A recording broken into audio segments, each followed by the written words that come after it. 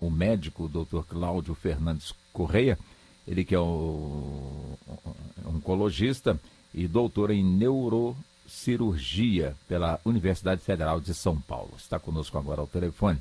Doutor Cláudio, os nossos cumprimentos ao senhor e muito obrigado pela atenção com a Rádio Nacional, tá bem? Um bom dia, obrigado também. Bom, o nome dessa doença, quando é dito, e muitos procuram até evitar dizer este nome por entenderem que é uma doença muito triste e que faz com que as pessoas realmente sofram bastante.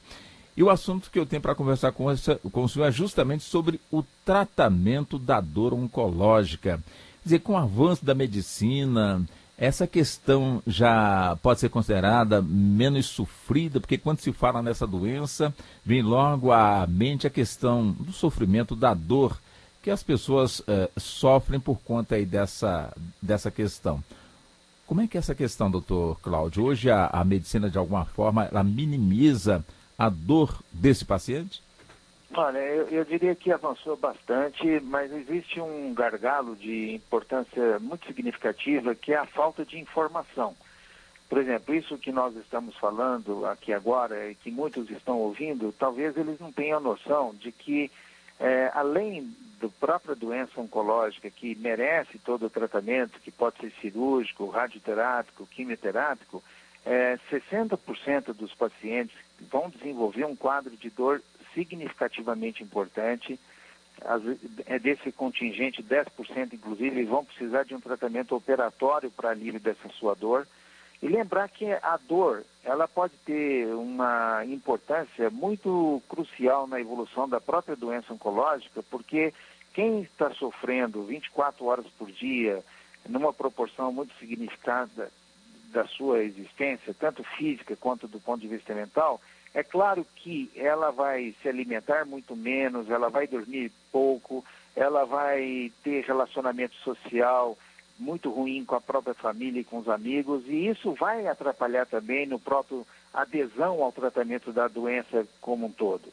Então, o alívio da dor, ele existe um avanço bastante expressivo, tanto do ponto de vista medicamentoso e de condutas operatórias, mas grande contingente da população não tem essa noção e muita gente não procura esse recurso e atrapalha, inclusive, o tratamento da própria doença.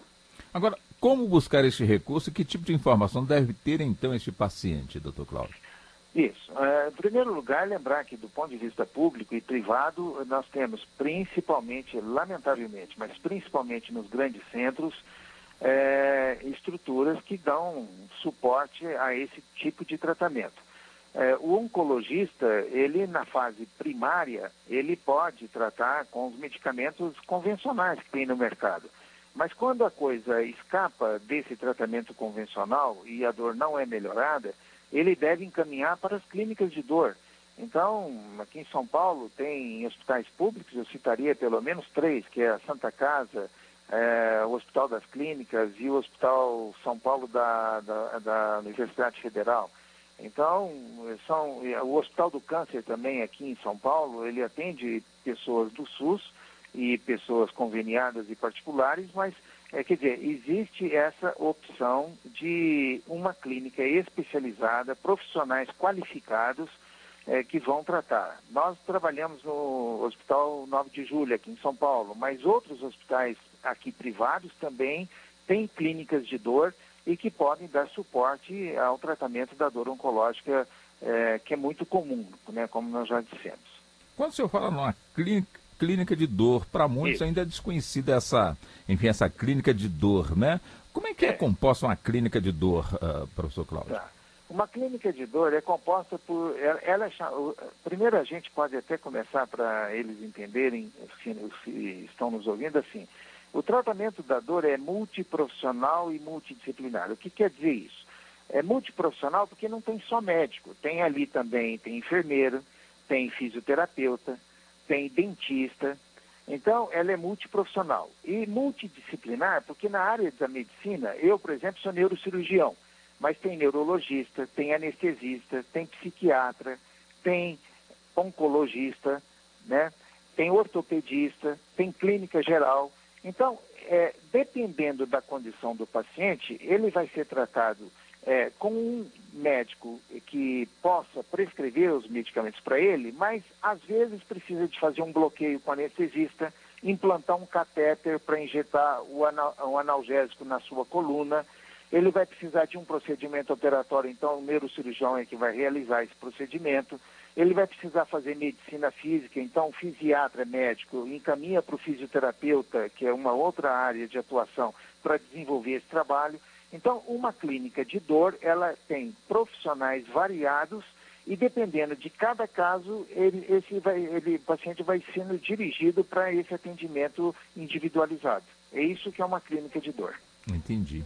Agora, um paciente oncológico, ele minimizando a sua questão de dor, ele de alguma forma ajuda na sua recuperação da sua saúde, doutor Cláudio? Sem dúvida alguma, porque aquilo que nós falamos, uma pessoa com muita dor não vai conseguir dormir direito. Uma pessoa com muita dor vai ter dificuldade de nutrir adequadamente, ele vai alimentar muito mal.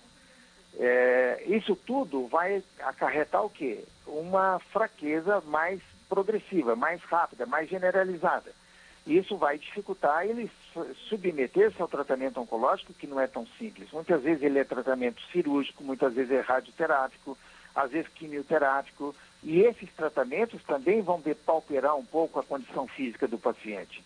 Então, se nós aliviarmos o sofrimento dele do ponto de vista de dor, é claro que ele vai ter melhor condição clínica de suportar o tratamento da própria doença oncológica. Perfeito. Bom, a nível de Brasil, professor Cláudio, como é que o senhor avalia a questão do tratamento de câncer, principalmente na nossa rede pública? Ou seja, o que temos de moderno na rede particular para o tratamento dessa doença? Também temos o mesmo padrão na rede pública?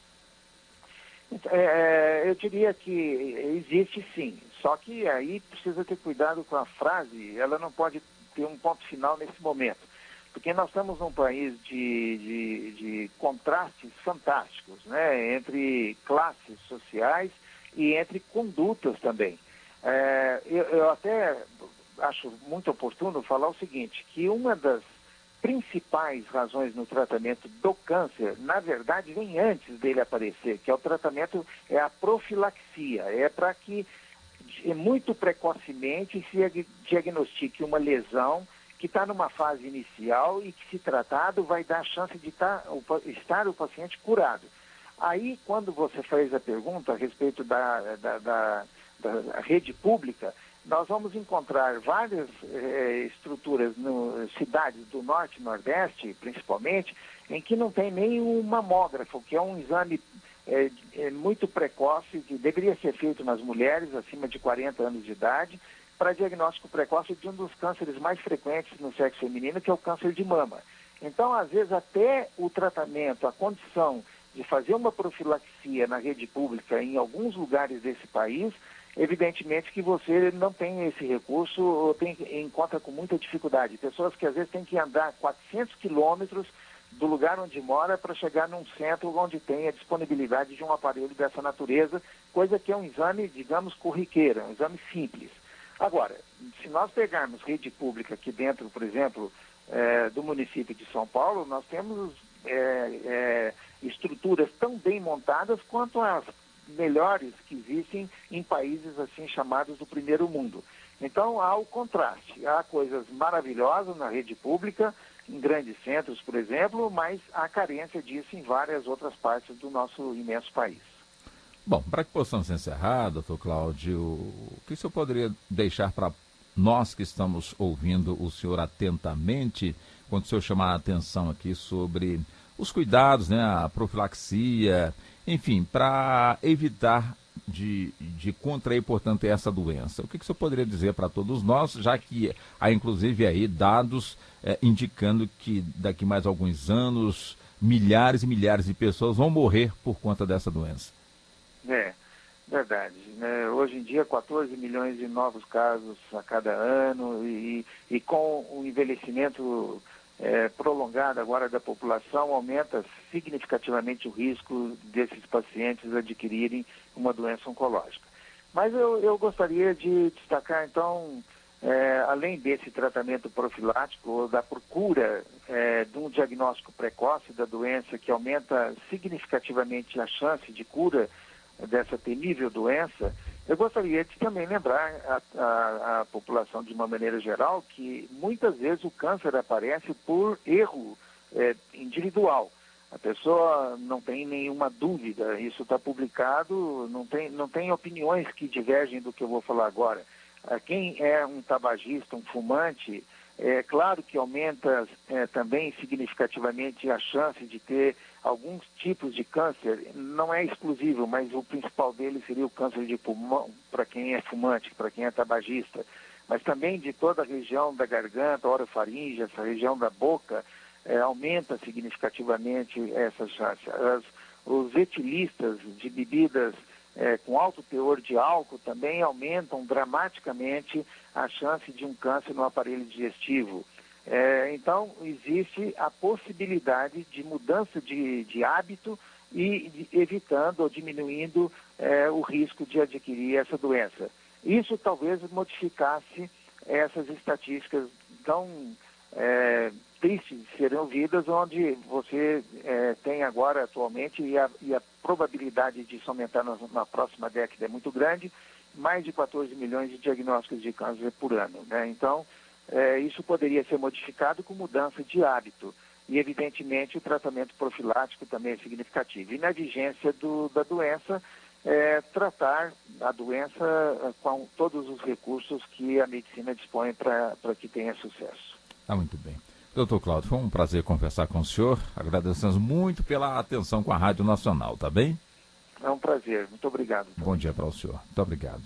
Dr. Cláudio Fernandes Correia, médico oncologista, doutor em neurocirurgia pela Universidade Federal de São Paulo, falou conosco também sobre hoje, que é o Dia Mundial contra o Câncer. Eu achei interessante quando ele cita aqui a clínica de dor, né? Ou seja, aquela dor insuportável, essa ou outras doenças provocam no paciente. Então, tendo aí essa clínica, as chances de ver uma melhora são realmente muito grandes, porque ele tem um conjunto de profissionais que, cada um sabendo o que faz e agindo em conjunto, pode minimizar, portanto, aí o sofrimento, a dor aí deste paciente.